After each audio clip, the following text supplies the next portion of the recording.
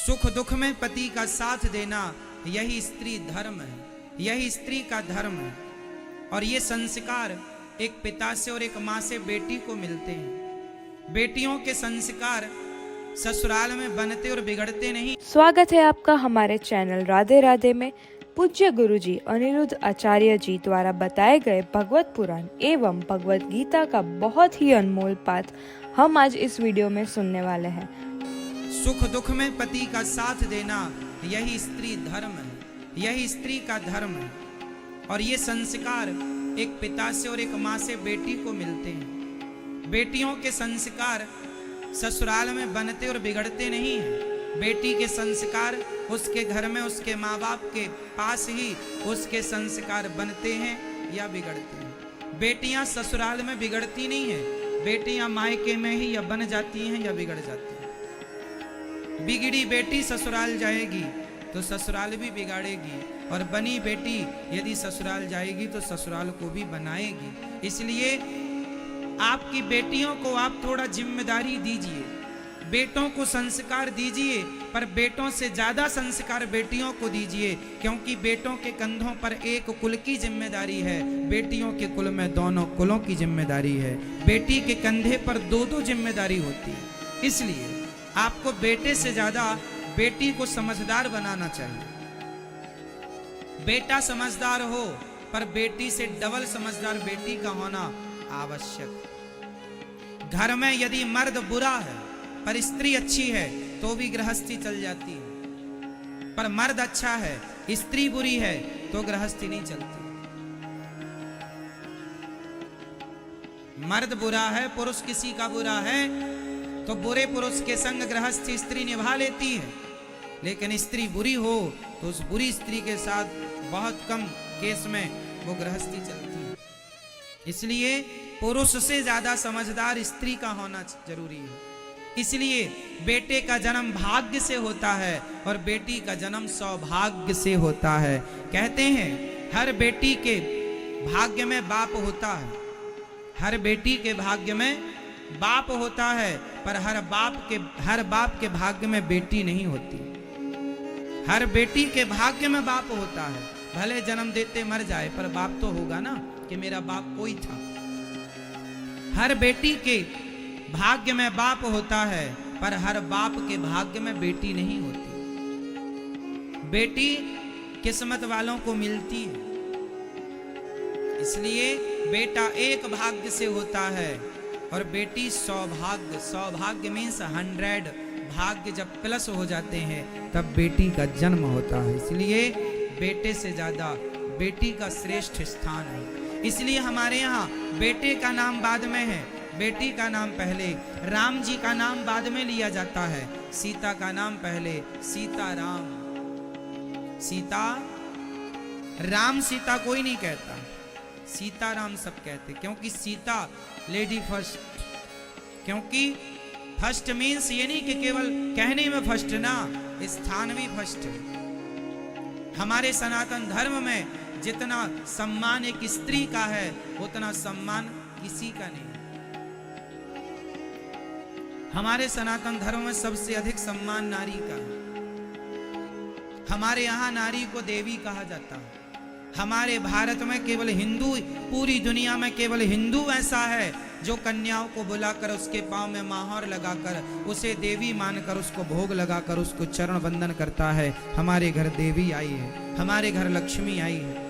दुनिया में और कोई धर्म ऐसा नहीं है जो नारी का इतना आदर करता हो कि कन्याओं के पांव धोकर पीता हो। केवल हिंदू लोग कन्याओं को देवी मानकर उनके चरणामृत लेकर के और देवी मानकर नवरात्रि में या इत्यादि दिनों में पूजा करते हैं। हमारे यहाँ बच्चियों को, बेटियों को देवी माना जाता है, दुर्गा माना जाता है, लक्ष्मी माना जाता है। केवल हमारे सनातन धर्म में ये सम्मान है। आप अन्य धर्मों को उठाकर देख लीजिए, वहां नारी केवल भोग की वस्तु है। वहां नारी की हैसियत केवल भोग की वस्तु की तरह है, वहां कोई सम्मान नहीं है अन्य धर्मों में नारी का। हमारे यहाँ नारी का इतना सम्मान है कि बेटे के लिए लिखा है कि जननी जन्म भूमश्च स्वर्गादपि गरीयसी।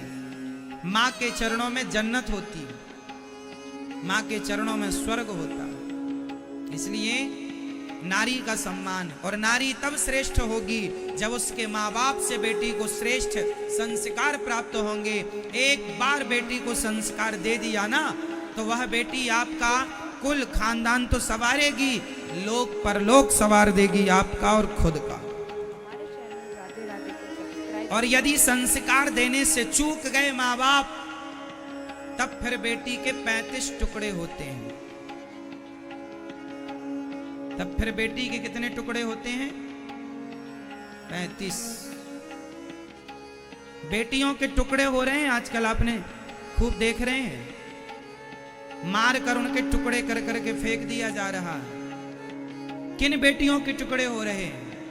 उन बेटियों के जिन बेटियों के माँ बाप ने सही वक्त पर सही संस्कार नहीं दिया।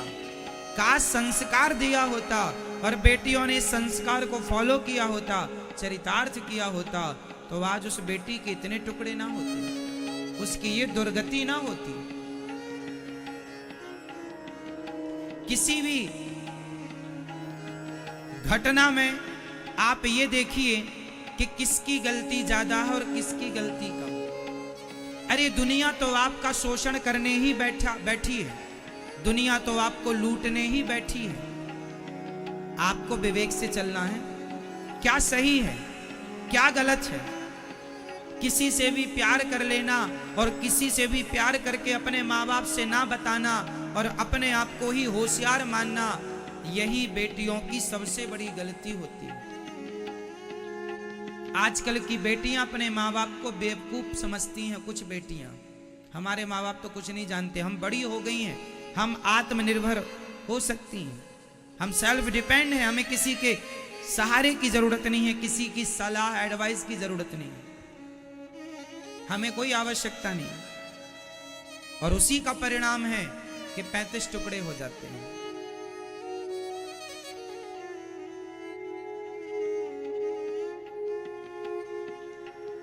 हमारे शास्त्र कहते हैं, बड़े बुजुर्ग कहते हैं कि शादी विवाह वहां करो जहां माँ बाप कहते हैं।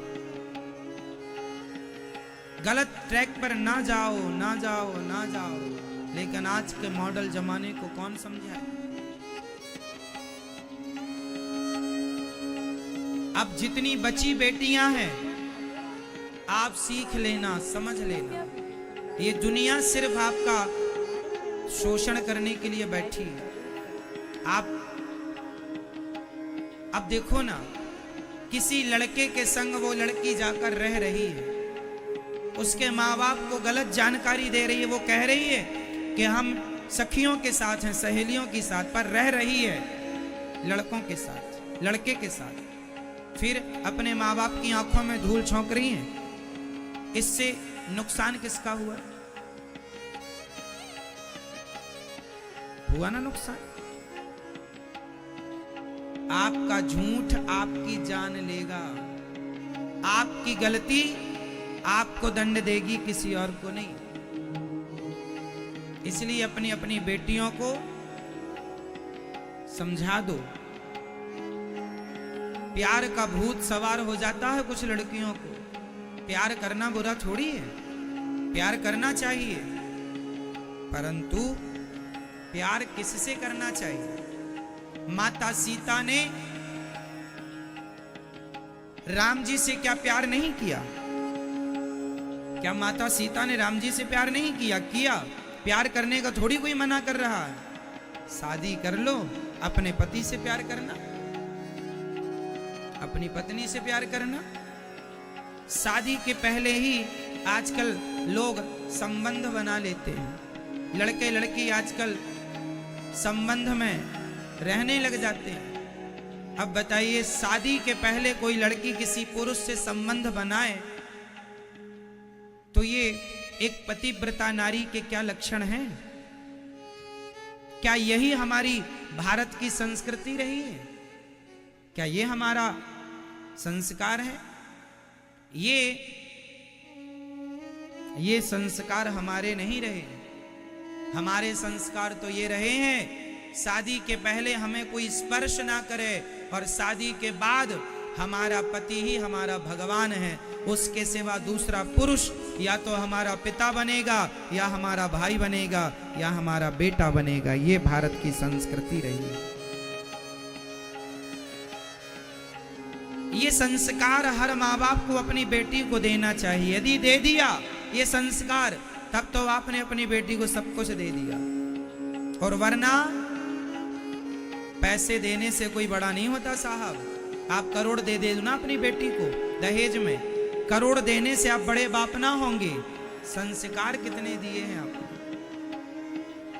इसलिए हर माँ बाप को अपनी जिम्मेदारी, आजकल के माँ बाप बेटियां और बेटा पैदा तो कर लेते हैं पर पाले पलते नहीं हैं। महाराज जी हमारी बेटी सुनती नहीं है, हमारा बेटा सुनता नहीं है। ऐसा माहौल क्यों बना लिया है आपने अपने घर का कि आपके ही बच्चे आपकी नहीं सुनते। इसका मतलब ये हुआ कि आप असफल माँ बाप हो गए, आप फेल हैं। आप फेल हैं माँ बाप, जो फेल माता पिता, असफल माता पिता। आपने अपने बच्चों को संस्कार देने में आप असफल रहे। वो माता पिता, सब शास्त्र क्या कहते हैं, माता शत्रु पिता वैरी, ये न बालो न पाठिता, न शोभते सभा मध्य, हंस मध्य बको यथा। वह माता पिता शत्रु हैं जो अपने बेटा और बेटी को अच्छे संस्कार नहीं देते, अच्छी शिक्षा नहीं देते। शत्रु है वह। माता शत्रु पिता वैरी, पिता दुश्मन है। यदि आपने अपने बच्चों को सही समय पर सही संस्कार नहीं दिए तो दीजिएगा बेटियों को संस्कार, और अपनी बेटियों को ये केस जरूर दिखाइएगा कि देख लो आंखें फाड़ फाड़ करके, जो तुम्हें प्यार का भूत सवार है। ये दुनिया, जो लड़की के 35 टुकड़े हुए, इस लड़की ने भी उस लड़के से प्यार ही तो किया था। क्या किया था? प्यार किया था। लेकिन उस लड़के के पास तो ऐसी 4 लड़कियां और थीं, उसके पास तो ऐसी 4 और थीं, तो उसने काट दिया। जिसे तुम प्यार कहती हो मेरी बेटी हो, मेरी बहनों, प्यार नहीं है, वो वासना है, वासना। कब समझोगी इतनी सी बात? सामने वाला तुमसे प्यार नहीं करता, केवल अपनी शरीर की भूख आपके द्वारा आपसे मिटाना चाहता है। आप केवल उसका शिकार हैं। आपका वो शोषण तब तक करेगा जब तक उसका जी नहीं भर जाएगा, और जी भरने के बाद उसने भी उस लड़की का खूब शोषण किया, जी भर गया, पेट भर गया तो 35 टुकड़े कर दिए। यही तो हो रहा, भर गया जी। अब उसने बनाया होगा दबाव कि हमसे शादी करो, अब जब तुमने हमारे शरीर का शोषण किया शादी करो। इसने शादी से मना किया, उसने जिद की तो इसने उसको मार दिया। ये हो रहा है। अब पता नहीं ये बहन बेटियां जरा सी बात को कितनी देर में कब समझेंगी। नहीं समझोगी तो कहीं तुम्हारी भी ये दुर्गति ना हो।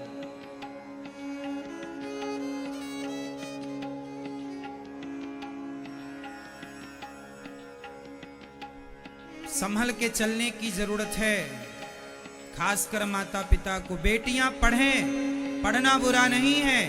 मैंने कहा था कि पढ़ाई लिखाई कराओ बेटियों की, पर बेटियों पर थोड़ी सी नजर बनाए रखो। एक बाप की जिम्मेदारी पूरी करो।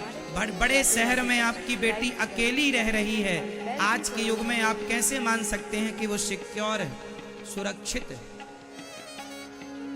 आप किसी को उसके साथ भेजिए, अपनी पत्नी को, अर्थात लड़की की माँ साथ में रहे, या लड़की का भाई साथ में रहे, या लड़की का कोई अपना जिस पे आपको विश्वास हो वो साथ में रहे। 1-2 साल की ही तो पढ़ाई है, त्याग लो ना थोड़ा बेटी के भविष्य के लिए, रह लो ना थोड़ा साथ में, साथ रह के पढ़ा लिखा दो। अकेले छोड़ने का जमाना नहीं है साहब। अब आप माने या ना माने, अकेले छोड़ने का जमाना। यदि आप चाहते हैं कि फिर हो जाए टुकड़े तो हो जाने दो। यदि आप ये थिंकिंग वाले व्यक्ति हैं कि हो जाने दो फिर टुकड़े, यदि आप टुकड़े कराने को तैयार हैं तो फिर आप आजाद छोड़ दीजिए। और आप जरा समझदार और गंभीर माँ बाप हैं तो जिम्मेदारी का परिचय दीजिए। बेटियों की पढ़ाई लिखाई में आप कुछ दिन उनके साथ रहिए, सुव्यवस्थित उन्हें पढ़ाइए लिखाइए, खूब पढ़ाइए ना। लेकिन कल आपकी बेटी के साथ कोई हादसा ना हो जाए, कल ये घटना आपकी बेटी के साथ ना घट जाए, इसलिए आपको एक जिम्मेदार माँ बाप का परिचय देना होगा। माता सीता की जब विदाई होने लगी, एक लड़की जब विदा होती है अपने पिता से लिपट कर रोती है, अपनी माँ से लिपट कर रोती है। मुझे लगता है कि लड़की का जीवन में जितना त्याग है, एक स्त्री जितना त्याग करती है उतना त्याग पुरुष अपने सारी जिंदगी में कभी कर ही नहीं सकता, कभी नहीं कर सकता। लड़की का त्याग देखिए कितना श्रेष्ठ है। पहला त्याग, शादी हुई उस आदमी के संग जाती है जिसे वो पहले कभी देखी नहीं थी, जानती नहीं थी। उस पुरुष के संग वो उसकी पत्नी बनकर चलती है। किसे छोड़कर? उस माँ को जिसकी गोद में पली बढ़ी है, उस पिता को जिसकी उंगली पकड़कर चलना सीखा है, उस भाई को जिस भाई के संग खाती थी, जिस भाई के संग खेलती थी, उस बहन को जो संग में संग चलती थी, सुख दुख की साथी थी, उस आंगन को जिस आंगन में ना जाने कितनी बार चलने के लिए खड़ी हुई और जिस आंगन में गिरी और जिस आंगन की माटी को खोद खोद कर खाया। आज वो आंगन, आज वो पिता, आज वो माँ, आज वो भाई, वो बहन, सबको छोड़कर एक लड़की अपने उस पति के संग जिंदगी गुजारने चलती है जिसे वो अभी तक जानती ही नहीं, जिसे नहीं जानती उसके साथ जा रही है, उन्हें छोड़कर जिन्हें वो जन्म से जानती थी। एक पति के लिए नारी कितना त्याग करती है, अपनी माँ का, पिता का, भाई का, बहन का। इतना ही नहीं, अपने नाम का बलिदान देती है। एक लड़की का नाम मायके में कुछ था पर ससुराल में जाकर उसका नाम चेंज हो जाता है। नाम ही नहीं, सरनेम भी चेंज हो जाता है। यदि वो चाहे तो सरनेम, नाम चेंज कर ले, वरना सरनेम तो चेंज, जाति चेंज हो जाती है। यदि लड़की मायके में फलानी जाति की थी तो ससुराल में उसका नाम बदल जाएगा, गोत्र बदल जाएगा, उसकी जाति बदल जाएगी।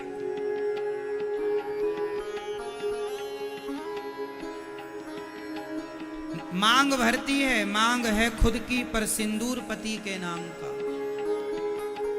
हाथ उसका है पर चूड़ी पति के नाम की, हाथ उसका है पर लाली मेहंदी की पति के नाम की। इतना त्याग तो सन्यासी भी शायद करता हो। इसलिए जब ससुराल पहली बार जब बहू आए तो ससुराल के लोगों से मेरी प्रार्थना है, सास ससुर देवर पति जेठानी इत्यादि सबसे मेरी प्रार्थना है, वो जो लड़की है ना वो किसी की बेटी है, आपके घर आई है बहू बनकर, तो उसे भी बहू बाद में मानना, बेटी मानकर पहले उसका स्वागत करना चाहिए, सम्मान करना। मेरी बेटी है। यदि हर ससुराल के लोग अर्थात माता सास ससुर यदि अपनी बहू को बेटी मानकर रखें और बहू भी अपनी सास ससुर को अपने माँ बाप मानकर रहें तो अपने आप आपका घर स्वर्ग हो जाएगा। आपके घर में संसार का सारा सुख और सुकून और शांति होगी। दोस्तों, अगर आपको वीडियो पसंद आ रही हो तो कृपया वीडियो को लाइक अवश्य करें और हमारे चैनल राधे राधे को सब्सक्राइब ज़रूर करें और बेल भी ज़रूर दबाएं।